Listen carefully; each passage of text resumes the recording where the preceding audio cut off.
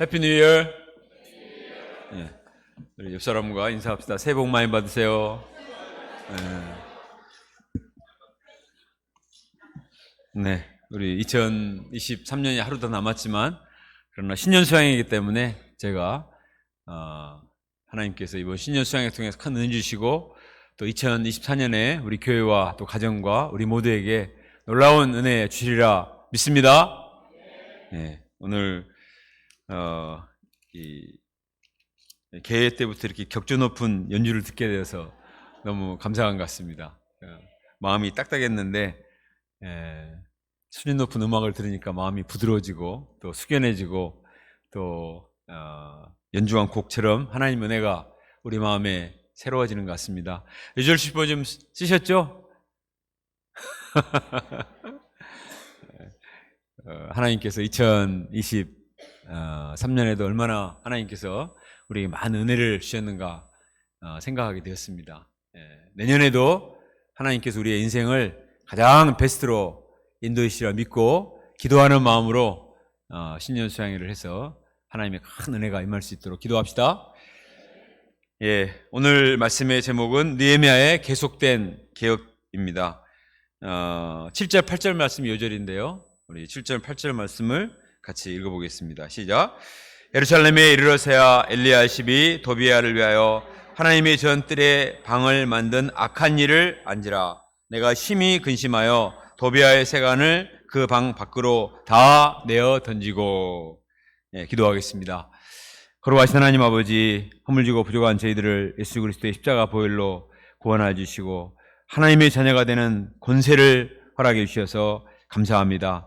하나님 아버지, 우리가 하나님을 아버지라 부르며 또 주님과 함께 하나님의 영광의 자리에 앉고 사탄 마귀의 권세를 대적하며 영적인 싸움을 싸우고 믿음의 선한 길을 달려갈 수 있도록 은혜 주셔서 감사합니다. 하나님 아버지, 2023년 부족한 점이 많이 있었을지라도 우리의 목자가 되어주시고 우리를 눈동자같이 지켜 보호하시며 모든 위험과 또 사단의 유혹으로부터 우리를 지켜 보호하신 것을 감사합니다. 2024년에도 수많은 일들이 있겠지만 그러나 하나님께서 우리의 목자가 되시고 우리의 왕이 되시고 또 우리의 성경 선생이 되셔서 우리를 깨우쳐 주시고 가장 선하고 안전한 길로 인도해 주시리라 믿습니다. 신년 수양의 첫날 첫 강의인데 하나님께서 이 말씀을 우리 마음 가운데 허락해 주시고 영적 무장을 할 수 있도록 도와주시옵소서. 예수님의 이름으로 기도합니다. 아멘. 그동안 하나님께서 에스라와 또 느헤미야 말씀을 통해서 우리에게 풍성한 은혜를 주신 하나님께 감사를 드립니다. 겉으로 볼 때 에스라와 느헤미야의 임무는, 에스라서와 또 느헤미야서의 중요한 핵심은 포로 생활하던 이스라엘 백성들이 돌아와서 무너진 하나님의 성전을 중건하고 또 무너진 하나님의 성벽을 완공하는 것이었습니다. 에스라는 성전 중건하는 이야기, 그리고 느헤미야는 성벽을 중건하는 그런 내용입니다. 물론 그것이 핵심이죠. 하나님의 성전을 중건하고 성벽을 다시 견고하게 쌓는 것이 너무나 중요한 일이고 또 그 일을 행했습니다. 그러나 에스라와 느헤미야를 자세히 읽어보면 그것만이 전부는 아니었습니다. 에스라와 느헤미야는 이스라엘 백성들 마음 가운데 무너진 영적인 가치관을 회복하는데 더 큰 힘을 쓴 것을 볼 수가 있습니다.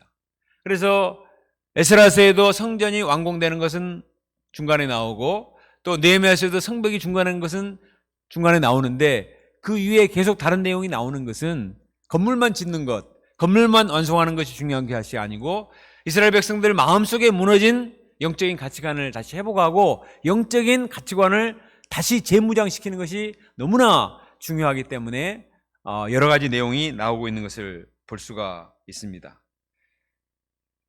에스라와 느헤미야 이러한 영적인 개혁은 한 번으로 끝나지 않고 계속 되었습니다.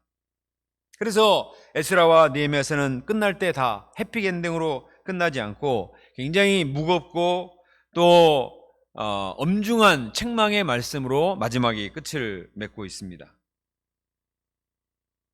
저희가 오늘 말씀을 통해서도 하나님께서 우리에게 주시는 경고와 또 권면의 말씀을 깊이 영접하고 영적인 무장을 하고 새로운 각오를 하고 2024년을 맞이할 수 있기를 바랍니다.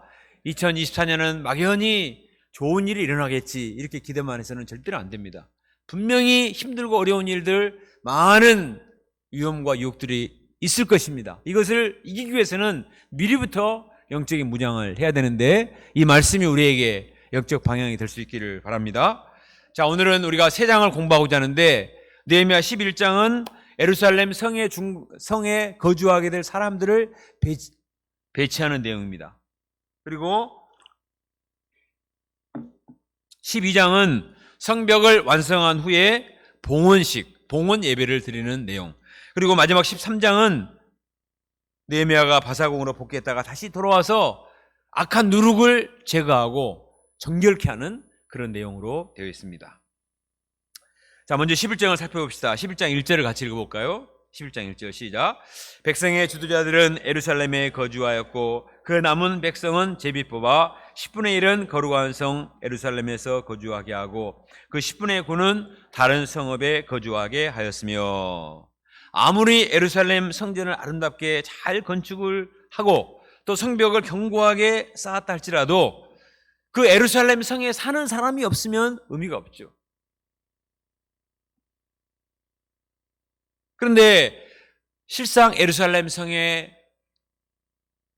거주하려고 하는 사람들이 많지 않았습니다. 우리가 생각할 때는 예루살렘 성에 들어가기 위해서 서로 제비뽑고 청약을 해서 들어갈 것 같은데, 당시 상황에서는 예루살렘 성에 들어가는 것이 오히려 사람들이 선호하는 사항이 아니었습니다.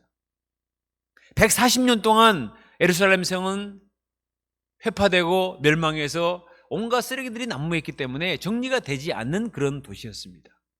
아직도 많은 대적들이 다시 침략해올 가능성이 있는데, 침략할 때 가장 타겟가 하는 도시 1위가 바로 예루살렘이었습니다.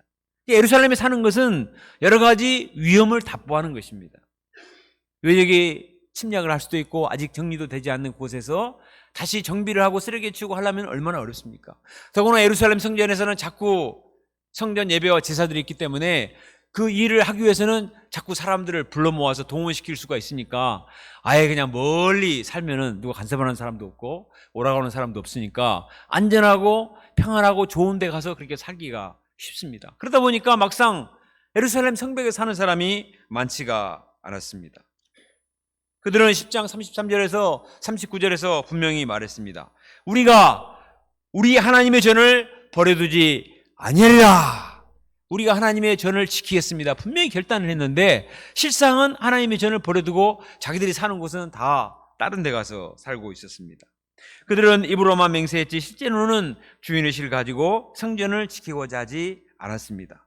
예루살렘 성은 잘못하면 텅 빈 유령의 도시가 될 수도 있는 그런 가능성이 있었습니다. 그래서 느헤미야가 이래서는 안 되겠다. 그래서 예루살렘 성에 살아야 될 사람들을 의도적으로 배치를 한 내용이 오늘 말씀에 나옵니다. 가장 먼저 누가 살아야 되는가? 그것은 바로 백성의 지도자들이 그 상에 살아야 되겠다. 지도자들이 먼저 본을 보이면서 그 성에 살아야 다른 사람들이 살게 되지, 지도자들이 다 그냥 다른 데 가서 별장이나 짓고 편하게 살면 누가 백성들이 위험한 곳에 많은 일이 있는 곳에 가려고 하겠습니까? 그러니까 지도자들이 먼저 예루살렘 성에 거주하면서 예루살렘을 지켜라 이렇게 방향을 주었습니다.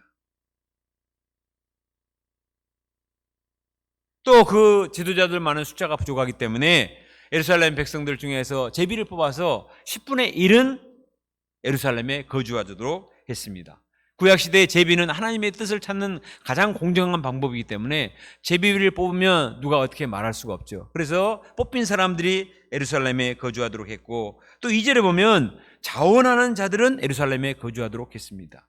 10분의 1에 제비 뽑히지 않아서 아이고 다행이다 그렇게 하고 다 가버린 게 아니라, 나는 기꺼이 제비에 뽑히지 않고 지도자도 아니지만 내가 이곳에서 예루살렘 성을 지키면서 이곳에 거주하겠습니다. 자원하는 사람들은 거기에 거주하도록 했습니다. 이들은 하나님의 도성 거룩한 성 예루살렘을 지키고자 하는 사명감에 불타는 사람들이었습니다. 이들은 참으로 귀한 사람들이죠. 그래서 4절부터 36절에 보면 예루살렘 성에 거주하게 된 사람들 이름을 기록하고 있습니다. 우리는 이 사람들의 내역을 잘 알지 못하기 때문에 읽으면서 이 사람들의 이름에 대해서 의미를 두지 않지만, 하나님 편에서는 이들이 너무나 소중하고 귀한 사람들이기 때문에 이름을 기록을 해서 이들이 하나님의 성을 지키는 중요한 사람들이다. 이렇게 말을 하고 있는 것입니다.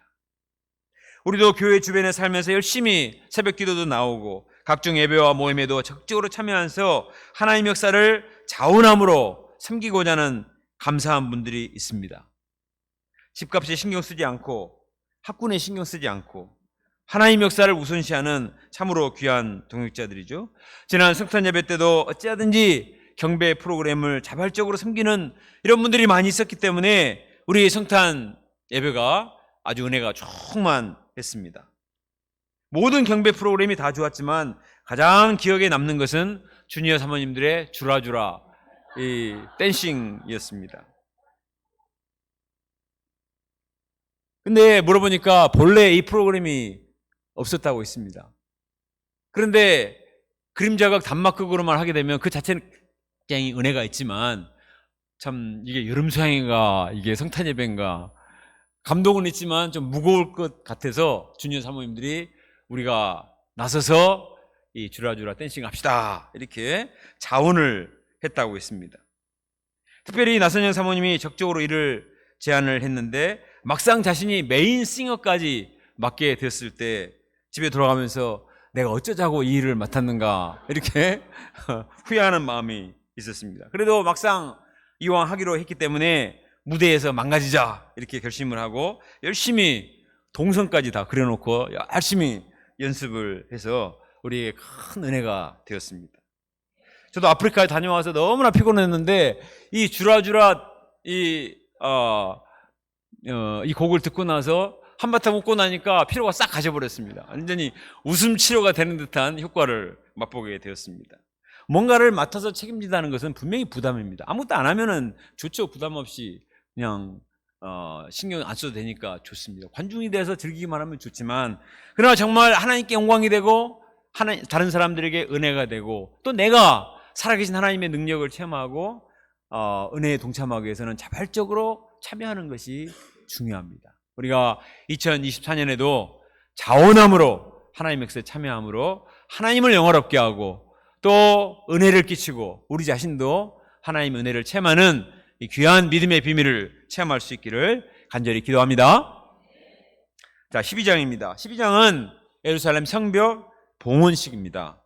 자, 1절부터 26절에 나온 이름은 제사장, 레위인들 그리고 족장들의 이름입니다. 성벽 봉헌식에 참여하는 이 제사장, 레위인, 족장들의 이름을 쫙 기록을 했습니다. 자, 27절부터는 봉헌식 내용인데 27절을 같이 읽겠습니다. 27절 시작. 레위 사람들을 찾아 예루살렘으로 데려다가 감사하며 노래하며 재금을 치며 비파와 수금을 타며 즐거이 봉헌식을 행하려 하며 느헤미야는 레위 사람들을 불러서 노래하며 악기를 연주하도록 했습니다. 오늘 우리 천년 목자가 이렇게 악기를 연주하니까 얼마나 하나님께 영광이 되고 우리도 기쁨이 되잖아요. 그러니까 이 성전 봉헌 예배도 여기 그림에 나와 있는 것처럼 이렇게 악기를 가지고 와서 참 하나님께 영광을 돌리며 음악을 연주를 했습니다. 성벽이 무너졌을 때 하나님의 영광도 무너졌어요. 그러나 성벽을 중건하면서 이제 하나님의 영광도 회복이 되었습니다. 하나님도 얼마나 기뻐하셨겠어요. 그래서 이 하나님을 영화롭게 하는 음악을 연주하면서 하나님께 영광을 올려드리고 세상 모든 백성들로 하여금 여호와의 이름이 영광을 받으시도록 하나님이 살아계시고 우리 하나님의 영광을 받으시고 모든 위험과 대적으로부터 지켜보호하시고 마침내 하나님이 승리하셨다 하는 것을 선포하는 의미로 봉헌 예배를 드리게 된 것입니다. 여기에는 찬양을 하였고 악기를 연주하였고 또 이를 위해서 레위인들이 다 동원이 되어서 함께 찬양하는 것을 볼 수가 있습니다. 이것은 마치 다윗이 하나님의 언약궤를 예루살렘으로 모셔올 때 너무나 기뻐서 비파와 막 수금을 연주한 것과 같습니다. 다윗은 너무나 기뻐서 배꼽이 드러나는 줄도 모르고 흥겹게 춤을 추면서 하나님을 찬양했습니다. 오늘 말씀 36절에 보면 하나님의 사람 다윗의 악기를 잡았다 이렇게 되어 있죠. 왜 다윗의 이름이 언급될까요? 지금 이스라엘 백성들이 돌아와서 성벽을 짓고 성전을 중건했는데 이것은 바로 다윗이 건설하고자 했던 그 하나님의 성전을 솔로몬이 지었잖아요. 그 솔로몬 시대에 하나님이 임재하시고 가장 기뻐하셨는데 죄 때문에 무너졌지 않습니까? 근데 실패하고 끝난 것이 아니라 다시 돌아와서 다시 우리가 성전을 중건하고 하나님의 영광을 회복하고 다시 하나님의 백성으로서의 분명한 적세성을 가지고 다시 출발하고자 하는 분명한 결심이었습니다. 우리 예배도 할 수 있으면 이런 하나님께 대한 찬양과 감사가 넘치면 좋겠습니다. 더 많은 분들이 악기를 연주하면 좋겠고 싱어들도 좀 더 많아서 무대에 다 많이 나와서 찬양을 부르고 하면은 얼마나 좋을까요? 많은 우리 선교사님들이 우리 예배에 참석하면 와, 광주센터 찬양은 너무나 뜨겁고 부흥하는 것 같아요, 이렇게 말합니다. 우리는 항상 하니까 뭐 기본인데 다른 분들은 와서 뭐 깜짝 놀랍니다. 조금 이렇게 신기하네. 우리가 찬양이 살아있고 찬양을 통해서 마음이 활짝 열리고 하나님께 영광이 되고 많은 사람들이 은혜를 받는 것입니다. 그러나 이 와중에도 예배 때 항상 늦게 오거나 찬양할 때 따라 부르지 않고 핸드폰만 하는 분들은 회개하시기 바랍니다. 여기 있는 분들은 별로 그렇지 않으라고 생각이 되는데 참여를 해야 돼. 예배 성전 봉헌 예배 때 다 참여해서 즐거워하고 그렇게 한 것처럼 함께 참여해야 하나님도 기뻐하시고 우리도 은혜를 받게 됩니다. 우리가 새해에는 모든 분들이 일찍 와서 기도하고 또 더 많은 악기와 더 자발적인 마음으로 찬송을 부르서 하나님의 임재가 정말 임하는 그런 예배가 될 수 있기를 간절히 기도합니다. 31절에 보면 성전 봉헌 예배 때 한 무리는 오른쪽으로 올라가서 분문을 향해서 쫙 올라가고요. 저기 화면을 잘 보세요. 한쪽 사람들은 오른쪽으로 쫙 올라가서 대오를 지어서 오르고 또 다른 쪽 무리는 왼쪽으로 올라가서 이렇게 성 위를 전부 사람들이 가득 메우게 됩니다. 그 예루살렘 성이 큰 예루살렘 도시 전체를 싸고 있는데 그 모든 성 위에 전부 쫙 올라간 거예요. 다음 사진 볼까요? 저렇게 모든 성 위에 사람들이 다 올라갔습니다. 하나님께서 왜 일부러 예루살렘 성벽 위에 올라가서 저렇게 연주를 하고 하도록 했을까요? 저 성벽을 누가 지었습니까? 자기들이 지었잖아요. 140년 동안 무너졌던 성벽을 온갖 어려움을 무릅쓰고 자기들 손으로 중건을 했지 않습니까? 그 성벽을 자기들의 발로 직접 밟아봄으로써 그들은 정말 하나님이 우리와 함께 하셨고 또 우리의 수고를 받으셨고 축복하셨던 이것을 생각하면서 지난 날을 더듬으면서 눈시울이 뜨거워졌을 것입니다. 우리도 그랬거든요. 우리도 이 성전을 짓고 참 우리가 벽돌도 날리고 우리가 낸 물질로 우리 성전이 지어질 때 봉헌 예배를 드릴 때 정말 마음에 감격이 있었습니다. 이스라엘 백성들도 이 온갖 어려움 속에서 한 손에 병기를 잡고 한 손에 일을 하고 옷을 갈아입지도 않고 천천으로 일을 했는데 마침내 완공해 하신 하나님을 생각할 때 너무나 감회가 새로웠습니다. 또 도비아가 이 성벽은 여우가 올라가도 무너진다고 했잖아요. 한번 무너진 거 보자. 여우가 올라가도 무너진 게 아니라 이 제사장들과 레위인들이 다 올라가서 뛰고 막 연주를 해도 전혀 끄떡이 없는 것을 보여준 것입니다. 막 나팔을 불고 이렇게 하면은 진동 때문에 무너질 수도 있다 이렇게 생각할 수도 있는데 올라가서 악기를 연주하고 이렇게 축제를 해도 아무 끄떡 없는 것을 다 알려주기 위해서 이렇게 하도록 했습니다. 그 즐거움의 소리가 얼마나 컸든지 저 멀리서도 그 소리가 들렸다 말하고 있습니다. 43절에 보면 이날에 무리가 큰 제사를 드리고 심히 즐거워하였으니 이는 하나님이 크게 즐거워하게 하셨습니다. 부녀와 어린아이도 즐거워하였으므로 예루살렘이 즐거워하는 소리가 멀리 들렸느니라. 남녀노소 모든 사람들이 다 기뻐하며 하나님을 찬양했습니다. 수백 년 전에 솔로몬 시대에 누렸던 그 기쁨에 모든 백성들이 참여하는 그런 예식을 거행하게 되었습니다. 우리도 이절 신품을 쓰면서 지난 한 해 우리가 걸어온 지난 날을 돌이켜볼 때 하나님께 대한 감사와 찬양으로 충만하게 됩니다. 이 시간 이후에 우리 대표 유절신품 강사들이 유절심포지움을 하게 될 텐데 우리가 과정을 돌이켜보면 실수도 하고 부족한 점도 있고 힘들었던 순간들도 있었습니다. 그렇게 힘들고 어려웠던 순간에 내 인생이 정말 무너지는 것이 아닌가 이런 마음의 위기의 순간들도 있었어요. 사탄은 우리에게 속삭였습니다. 그러면 그렇지 여우가 올라가도 무너진디 포기해 너 이미 끝났어 이렇게 조롱하고 우리를 무시하는 순간도 있었습니다. 세상 사람들 같았으면 그런 위기의 순간에 포기하고 그냥 절망을 해버렸을 거예요. 그러나 우리는 그때마다 다시 말씀을 붙들고 또 일어나서 회개하고 또 믿음의 선한 싸움을 싸우고 달려갔을 때 하나님께서 우리를 도와주셨습니다. 하나님을 기뻐하는 것이 우리의 힘이니라. 크고 황대하신 하나님을 믿습니다. 할 수 있다 하면 된다. 해보자. 이렇게 말씀을 외치고 말씀을 붙들었을 때 하나님이 우리를 힘있게 하셔서 위기의 순간들을 잘 극복하고 여기까지 오게 하신 하나님을 생각할 때 하나님께 대한 감사와 찬양이 있지 않습니까? 2024년에도 우리는 연약하지만 여전히 대적들은 우리를 삼키고자 달려오겠지만 그러나 우리 함께 하신 하나님을 믿고 믿음으로 전진하여서 하나님의 큰 승리를 체험하고 2024년 말에도 또 승리의 창가를 부르는 저희가 될 수 있기를 간절히 기도합니다.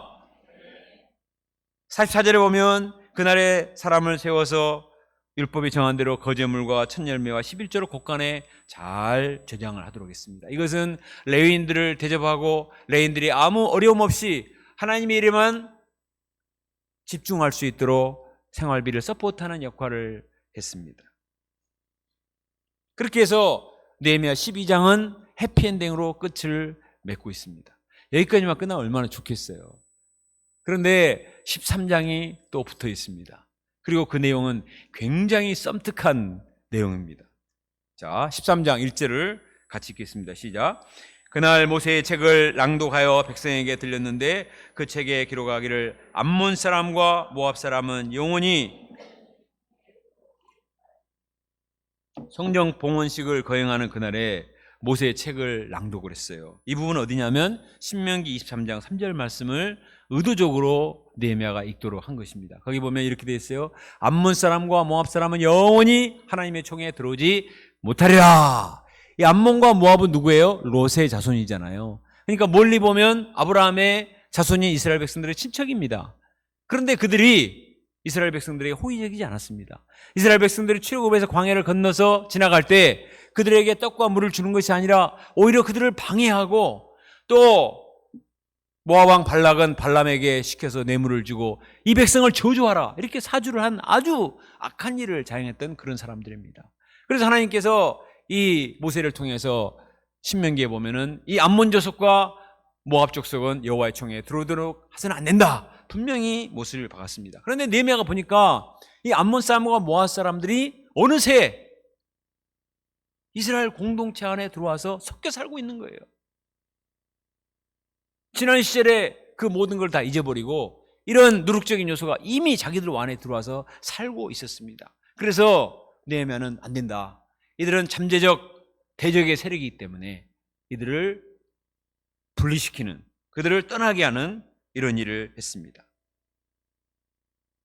하나님의 공동체를 순수하고 거룩하고 정결한 공동체로 만들기 위해서 이들을 내보내고 순수성을 지키는 그런 공동체로 만든 것입니다.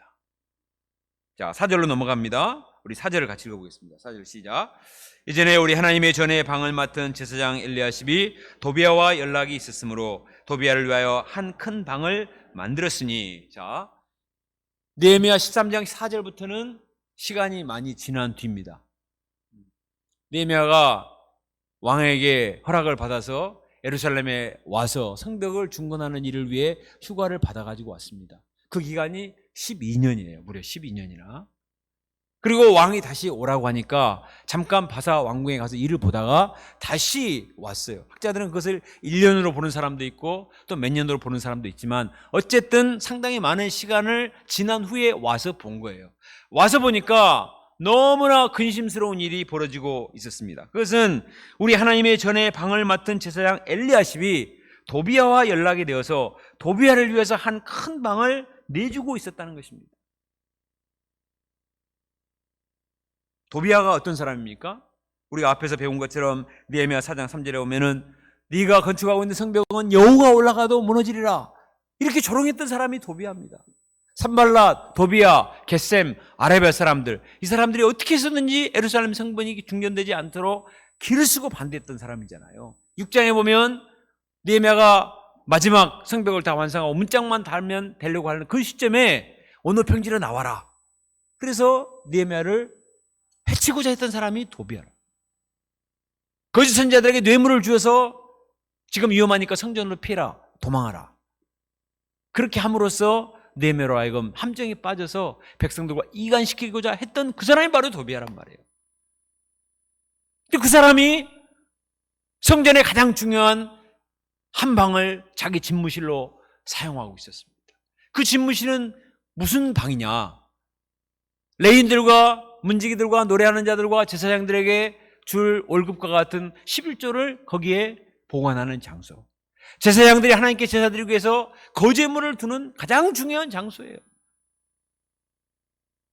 하나님의 성전을 맡은 제사장 엘리야십이 도비야에게 그 방을 내준 것입니다. 와, 어떻게 이런 일이 있을 수가 있습니까? 4절 하반절에 보면 제사장 엘리야십이 도비야와 연락이 되었다 이렇게 되어 있는데 그들이 서로 결혼을 통해서 친척 관계가 된 것을 볼 수가 있습니다. 이 도비야라는 사람이 정말 강교한 사람입니다.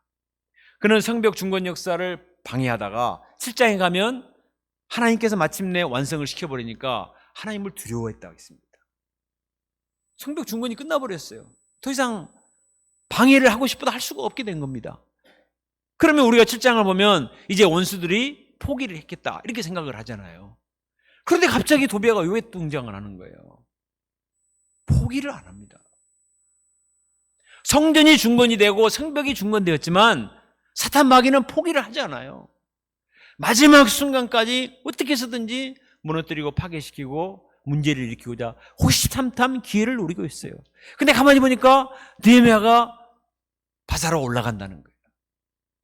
지도자 느헤미야가 없으면 이때를 이용해서 뭔가를 할 수 있겠다. 이것을 예상하고 미리부터 엘리야십 집안과 사돈관계를 맺은 것입니다. 사돈관계를 맺으면 함부로 어떻게 할 수가 없잖아요. 다 작전을 꾸민 것입니다. 이런 도비야도 문제지만 이런 도비야를 연혼관계를 맺고 성전의 가장 중요한 방을 내준 엘리야십은 더 큰 문제입니다. 그가 성전을 맡은 제사장이라면 누구보다 깨어서 성전의 순수성과 거룩성을 사수해야만 했습니다. 두렵고 떨림으로 하나님의 성물을 관리를 해야 되는데 그런 그가 성전의 핵심이 되는 이 방을 하나님의 원수에게 내줬다는 것은 이건 천인공노할 말이 되지 않는 엄청난 죄였습니다. 사단의 이처럼 얼마나 강교한가 알 수가 있습니다. 우리가 조그만 틈이 있으면 건물도 보세요.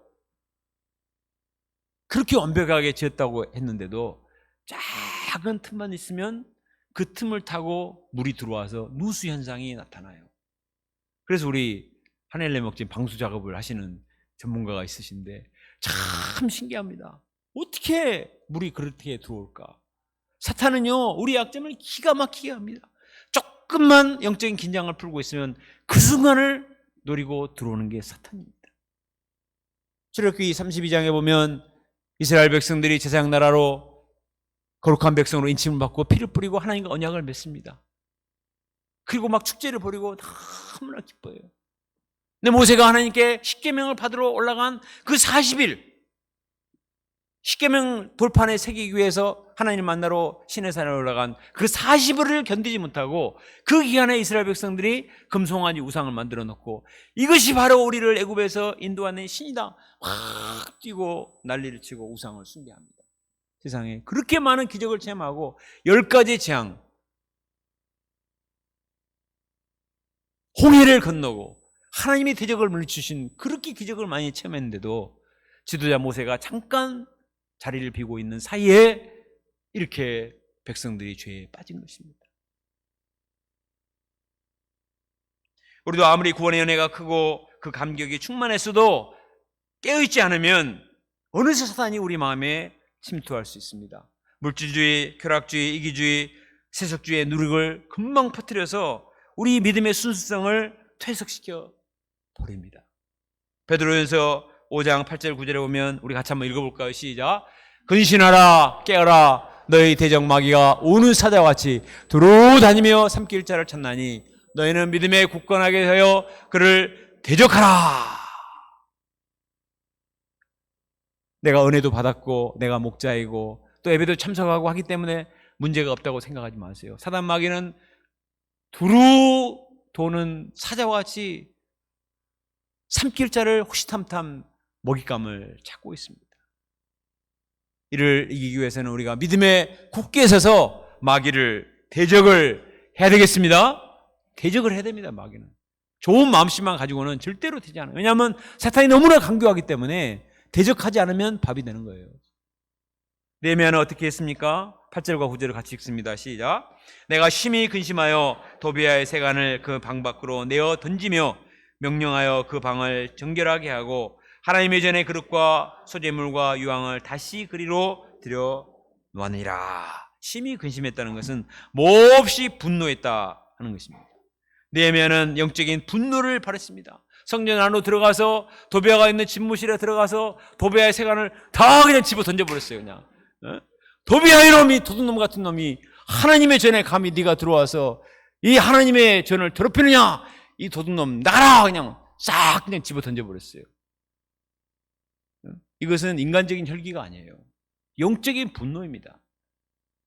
모세가 어떻게 했습니까? 이스라엘 백성들이 금송아지 우상을 섬기고 있는데 아론은 아무 말도 못하고 있었어요. 그러나 모세는 그 금송아지 우상을 다 갈아서 물에 그냥 띄워버렸습니다. 그리고 그 물을 마시라고 그랬습니다.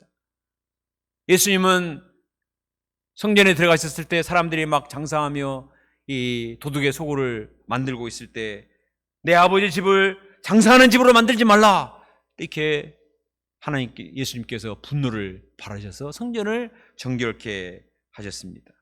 우리가 평소에는 화를 내거나 분노해서는 안 되지만 그러나 가정한 죄 문제 앞에서는 영적인 분노를 발할 수가 있어야 됩니다. 사람들은 괜히 쓸데없이 화를 많이 내요. 그럴 때는 우리가 인간적으로 혈기를 내는 것은 무의미하지만 그러나 죄에 대해서는, 마귀에 대해서는 참 눈에서 막 레이저가 나올 정도로 분노를 해야 됩니다. 그 사람과 싸우는 게 아니에요. 마귀와 싸우는 것입니다. 하나님의 교회를 사랑하고 하나님의 자녀들을 사랑하고 또 내가 하나님을 사랑하기 때문에 마귀를 대적하는 것입니다. 느헤미야는 이처럼 악한 누룩을 과감하게 제거하고 그 방에 다시 하나님의 전의 그릇들과 소재물과 유황들을 다시 들여놓았습니다. 그래서 성전의 본래 기능을 회복을 한 것입니다.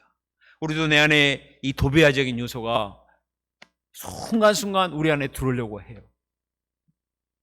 틈만 나면 내 안에 들어와서 내 마음의 중심을 사로잡고 난장판으로 만들려고 합니다. 이런 암적인 요소를 과감하게 청결하게 하고 우리가 마음을 새롭게 할 수 있기를 간절히 기도합니다. 자, 고린도전서 3장 16절 17절 같이 읽습니다. 시작. 너희는 너희가 하나님의 성전인 것과 하나님의 성령이 너희 안에 계시는 것을 알지 못하느냐. 누구든지 성전을 더럽히면 하나님이 그 사람을 멸하시리라. 하나님의 성전은 거룩하니 너희도 그러하니라.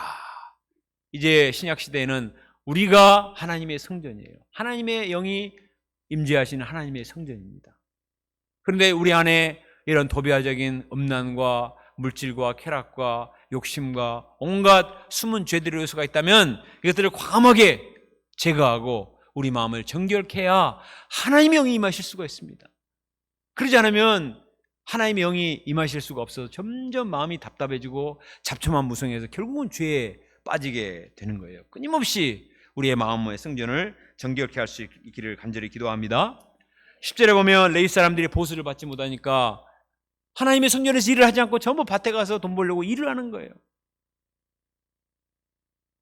11절을 넣어두는 그 장소가 도비아가 차지하고 있으니까 월급을 받지 못하고 생활비를 보장받지 못하니까 이제 먹고 살기 위해서 다 흩어져서 예배가 엉망이 되고 이제 영적인 것이 다 무너졌습니다. 느헤미야는 민장들을 불러서 꾸짖었습니다. 우리 11절 12절도 같이 읽습니다. 시작.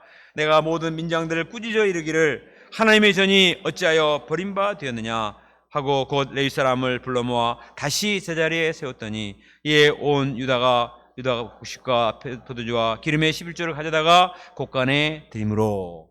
민장들은 백성의 지도자들이죠. 장로들을 가리켜요. 자기들은 먹고 사는데 문제가 없으니까 신경을 쓰지 않은 거예요.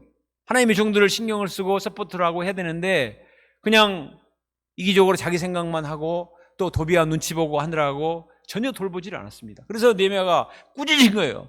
너가 왜 하나님의 전을 버려두느냐, 하나님의 종들을 이렇게 대접하지 않느냐, 분명하게 책망을 하고 다시 11조를 내고 또 이것을 잘 보관을 해서 잘 서포트를 하도록 그렇게 했습니다. 이것을 관리할 사람들을 세웠는데 충직한 사람들을 세웠다. 충성스럽고 정직한 사람. 도비아 같은 사람 말고 이 사람들을 쫓아내고 충성스럽고 정직한 사람들을 세워서 이 일을 관리하도록 했습니다. 15절에 보면 어떤 사람이 안식일에 술틀을 받고 곡식단을 나귀에 실어서 운반하고 있었습니다. 안식일에 일을 하면 안 되는데 안식일에도 돈 벌기 위해서 드나들면서 일을 하고 있는 것입니다. 그래서 느헤미야는 이번에도 꾸짖었습니다. 느헤미야는 주로 꾸짖는 데 은사가 있는 사람이에요. 너희가 어찌하여 이 악을 행하여 안식일을 범하느냐.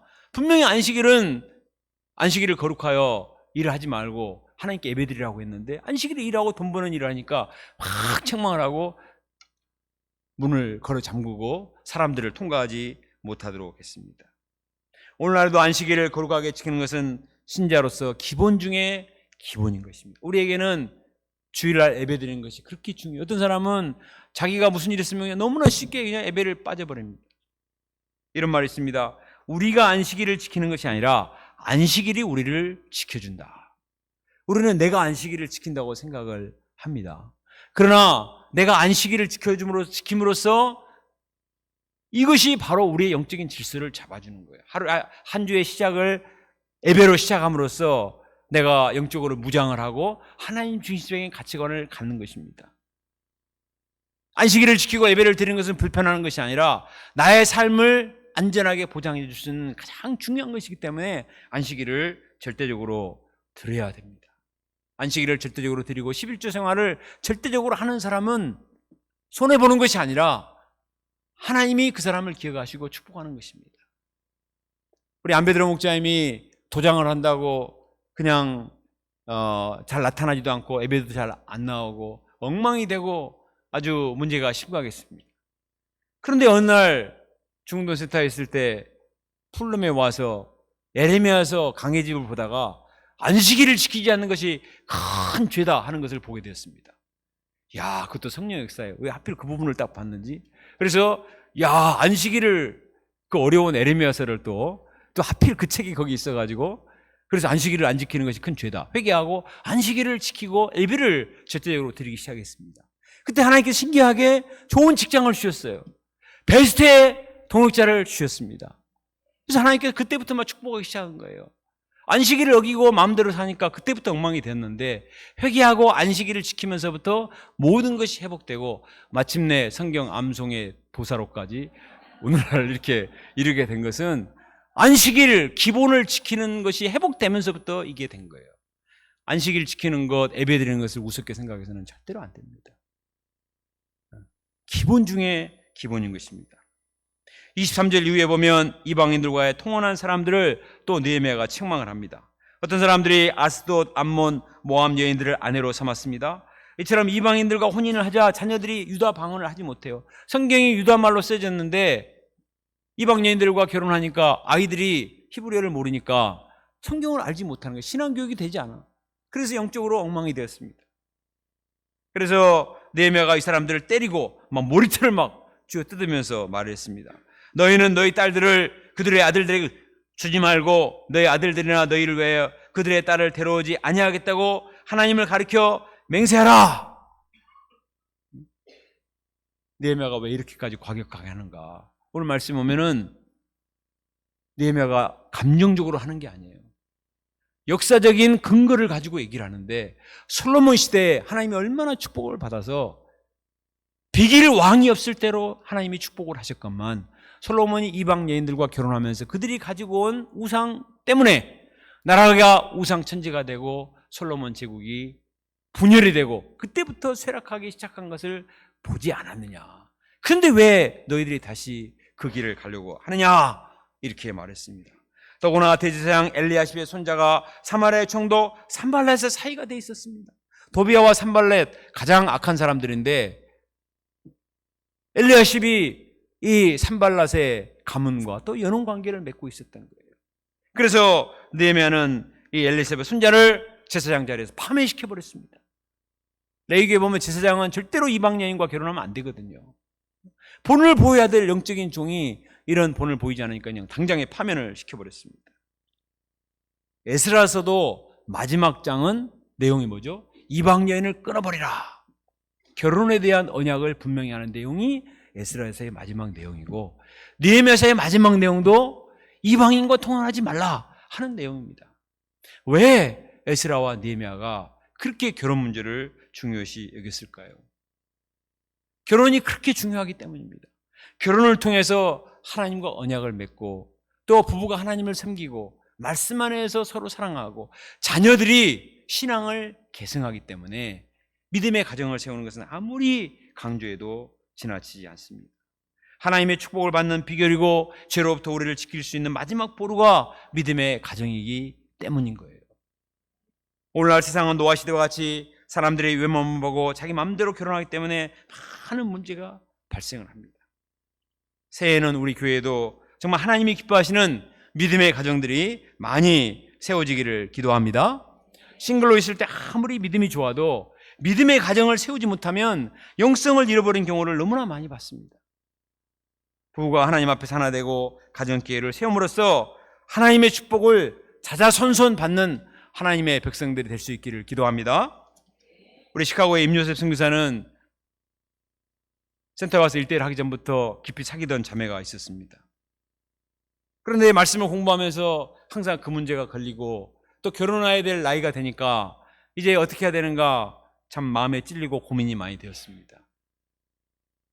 담임 목자의 말씀을 도우면서 정말 믿음의 가정을 이루도록 여러모로 도전을 했는데 인간적인 것들이 마음에 걸려서 어려움이 있었어요. 그래서 이 사람이 얼마나 힘들든지 새벽 기도할 때 땅바닥에 그냥 몸을 딱 이렇게 납작 엎드리면서 저를 죽여주세요 하는 마음으로 주로 신부들이 서운할 때 바닥에 딱 엎드리잖아요. 이런 마음으로 누가 시키지도 않았는데 그렇게 막 기도를 하더라고요. 그러던 차에 하나님께서 시카고에 그레이스 선교사를 소개시켜 줬는데 딱 믿음으로 결단하고 이제 믿음의 가정을 이루고 선교사로 갔습니다. 결혼해보니까 베스트 오브 더 베스트인 거예요. 이야, 내가 이렇게 횡재를 했는가. 그렇게 참 자기를 존경해주고 사랑해주고 박사입니다, 박사. 모든 것을 다 서포트해주고 그 와이프뿐만 아니라 그 모든 가족까지도 다 그냥 그 집안은 딸만 넷이라 그 장모님이 얼마나 아들처럼 사랑하고 그런 것을 봤습니다. 믿음의 가정을 다 이루니까 하나님께서 모든 것을 채워주시는 것을 보았습니다. 우리가 정말 하나님이 기뻐하시는 믿음의 가정교회들을 세워서 정말 인간적으로 오고 가는 생각들이 많이 있지만 하나님을 믿고 하나님의 뜻에 순종하면 하나님이 가장 베스트의 가정들을 세워주시리라 믿습니다. 느헤미야서의 마지막은 기도로 끝을 맺습니다. 네, 하나님이여 나를 기억하사 복을 주옵소서. 자, 느헤미야가 그렇게 책망을 하고 야단을 짓고 머리털을 뽑으면서까지 책망을 하면서 했지만 그러나 느헤미야가 영원히 사는 게 아닙니다. 느헤미야가 또 어디 가면은 또 사람들은 어떻게 될지 몰라요. 그래서 느헤미야는 하나님께 부탁을 한 것입니다. 하나님 아버지, 나를 기억하시고 우리의 진심을 기억하시고 복을 주시옵소서. 이 말은 하나님이여 계속 이 백성을 지켜 보호해달라고 부탁을 하는 것입니다. 결론적으로 느헤미야는 마지막까지 영적인 계획을 단행했습니다. 사실 인간적으로 생각하면 느헤미야가 이렇게 할 필요가 없는 거예요. 자기는 바사에서 왕을 잘 섬기고 높은 자리에서 승진하고 거기서 큰 집 짓고 살면 아무 문제가 없습니다. 사실 이렇게 고생할 필요가 없어요. 그러나 그는 하나님을 너무나 사랑했기 때문에 하나님의 백성을 사랑했기 때문에 자원해서 예루살렘에 내려와서 모든 위험을 무릅쓰고 백성들을 귀합해서 성벽을 중건하고 그것으로 끝나지 않고 백성들을 모아서 에스라와 함께 성경을 읽고 영적 부흥운동을 주도로 하고 또 11조 안식일 믿음의 가정을 철저하게 세우는 일을 위해서 백성들과 막 싸우면서 또 암적인 요소 도비아와 산발랏 이런 사람들 다 쫓아내고 영적인 분위기를 주게 마지막까지 애를 쓰는 사람입니다. 느헤미야가 얼마나 훌륭한 사람인지 모르겠어요. 우리 모두가 이런 사람이 돼야 됩니다. 오늘날 세상적인 그냥 것으로 만족할 것이 아니라 하나님을 사랑하고 영적인 것을 사랑하고 영적인 질서를 잡기에 힘을 써서 이 나라를 바로 세우고 우리 교회와 가정을 바로 세우고 우리 자녀들과 후배들을 말씀에 분명히 세워서 하나님의 구원 역사에 귀하게 쓰임받는 2024년을 힘있게 출발할 수 있기를 간절히 기도합니다.